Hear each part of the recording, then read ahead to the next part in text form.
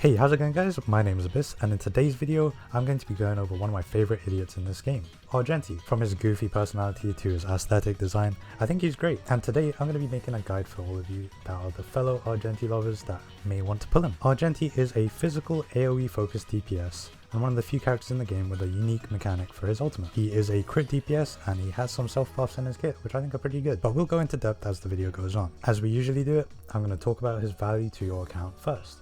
So let's talk about the early game players. For the early game players, I would say he's very low value. I really don't recommend him. As of right now, I don't think he has a really convenient team for him. However, if you do just really like him, I wouldn't say he's a bad pull. But if you are looking for a physical damage dealer, there is one right around the corner that's probably going to be better. Now for the free-to-plays, I still don't think he's that good. I wouldn't recommend him. Compared to other crit DPS, I would put him on the same level. I don't think he's below them, but I just don't think he'll hold up too well compared to what we're going to get in the future. And lastly, I'm just going to talk to the endgame players, everyone that's already at the endgame or, spends. If you're looking for someone who's pretty decent at pure fiction, then I would say that is his bread and butter and he's pretty good at that. But I don't think he's good enough to the point where I'd say you need to pick him up. I would much rather you just invest in someone like Herta and Himiko, just due to the frequency of his actual ults. You can do his low cost ult fairly often, but it's not always the most effective. Honestly, I really wish he was good. Like, just as a note for everyone, I really do like this character. I pulled for him when he came out, but it's like, yeah, he's just been done dirty, I feel like. Moving on to Traces. So his ult will be his #1 priority. He has a normal ultimate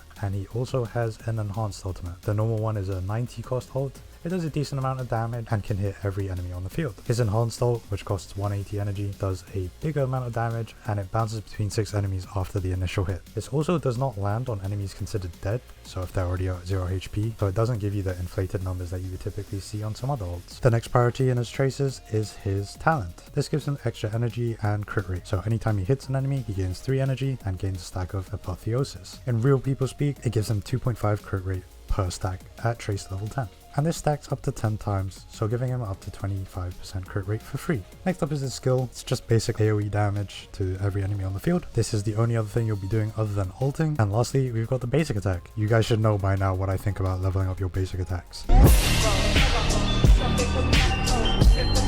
I'll talk about his little A2, A4, A6 traces as well, even though you should be unlocking all of these anyway. So we'll start with the A2, 1 stack of his talent at the start of each turn.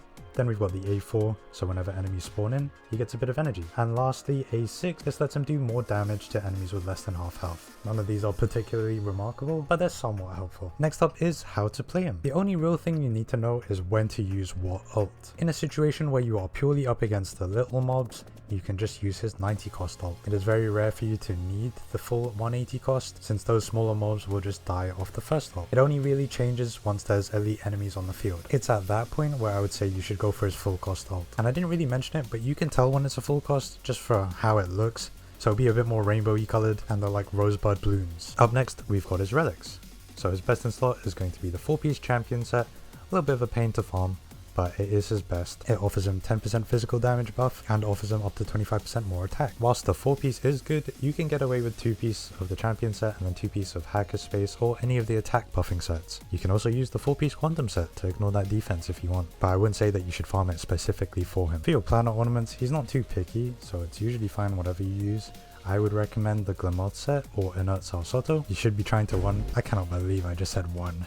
That is insane. Anyway, you should be trying to run him at around 135 speed anyway, so he will get that nice 12% damage buff on the Glamour set. Inert Sal Soto will buff his ultimate. Another one to note is the Sigonia set. Since he does thrive in pure fiction, and that's probably where you'll use him most, it's pretty good on him there. And you've got the generally useful ones like Rutulent or Space Healing Station, to which both of them are fine. I think Rutulent's a little bit better just for the extra 8 crit rate, but you definitely shouldn't neglect building attack as it's still important on him. And speaking of stats to build him at, let's talk about stat checkpoints. For his attack, you want around 2.5k. If you can get to around 3k or more, that would be great, but don't force yourself too much. For your crit rate, you want to aim for at least 60%, because he does get 25% extra, so 85% is pretty comfortable. And then for your crit damage, you just want to double whatever your crit rate is or more. Not your initial crit rate, you don't want 120 crit damage on the guy. So aim for around 150 or higher. As for speed, I would say 134, 135 if you're running Glamour. You can aim for 143, which gives you 5 actions in the first 2 cycles. The reason I mention this is because in MOC or something like that, sometimes you're only up against 2 enemies, so it can be a little bit more difficult to get your stacks for apotheosis. But with 143 speed, you should be able to get it in 2 cycles. Now for the main stats of the pieces themselves, running a crit rate body would be more comfortable, but if you can get good stats and get to that 60 crit rate with a crit damage body, then go for that. For the boots, I'd recommend speed, unless you plan to run them with a sparkle, a hyper speed sparkle at that, so 160 speed. In that case, you don't need to run speed on Argenti, and you could do this for Bronya, but you'll have a rough time managing your skill points. For your orb, you'll want physical damage. If you want hitting 2.5k attack, then you might want to go with an attack orb. And then lastly, for the rope, you'll want attack percent on that. Moving on to light cones. You'll never guess what his best in slot 1 is, so I'm not even going to tell you. As for other 5-star options that you could use,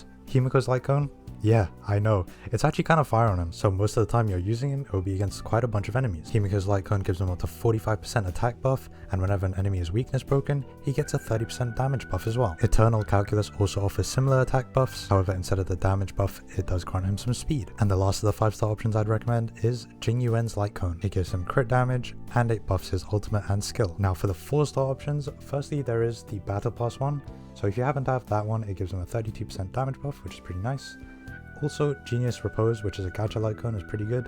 Gives him unconditional attack buffs and buffs his crit damage whenever he kills anything. And then lastly is the new Forgotten Hall light cone. It's not really new anymore, I guess. The Day the Cosmos Fell. Again, it's an unconditional attack buff, and then he gets a 2-turn crit damage buff whenever he hits at least 2 enemies with a physical weakness. And if any of you early game players did want to go for him, any of the 3-star light cones for every edition work fine. They will be temporary placeholders anyway, so you're going to switch them out. Now on to team comps. So contrary to the high numbers you saw in that clip that I showed first, that's not really a great team for him. A good team makes him ult more, so you'd want characters like Tingyan or Ho-Ho. And he's also very skill point heavy, so someone like Sparkle or Hanya are also good options. The best in slot team comp would be Argenti, Sparkle, Tingyan, and Ho-Ho. If you don't have Hanya or Sparkle, you could go for Silverwolf or Pella. Silverwolf would be more ideal in a situation where there's no physical weakness. If you don't have Silverwolf, then you can just use Pella. She does the Death Shred anyway, just no physical implant. Now for Eidolons. So at E0, he's fine.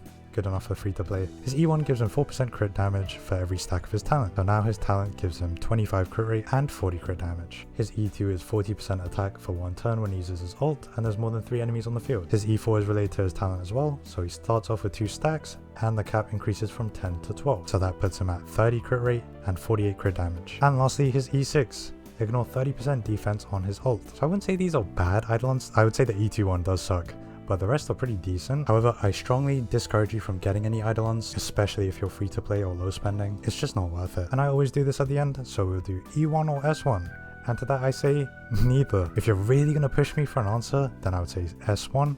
His light gun's pretty decent, and you can throw it on other erudition units too. If we just compare it to the E1, you lose about 4% crit damage compared to E1. It does however give his ultimate 64.8% more damage. And just to close off the video, I really do like Argenti. He's just a DPS that's not gonna last. Unless we get units that are purposefully made for his support, it'll just be tough to keep going with. But if you are really desperate for a physical damage dealer, I think you should just play it safe, be a bit patient, wait for Yunli early access videos to come out, and once you see those, then you can decide who you want. Either way, that does it for today's video. Hopefully it was helpful, and if you did find it helpful, please do leave a like and subscribe, and let me know if you're going for Argenti or if you're gonna pull for a new character. And if you have any questions, feel free to join the Discord too. Catch you guys in the next video. Peace.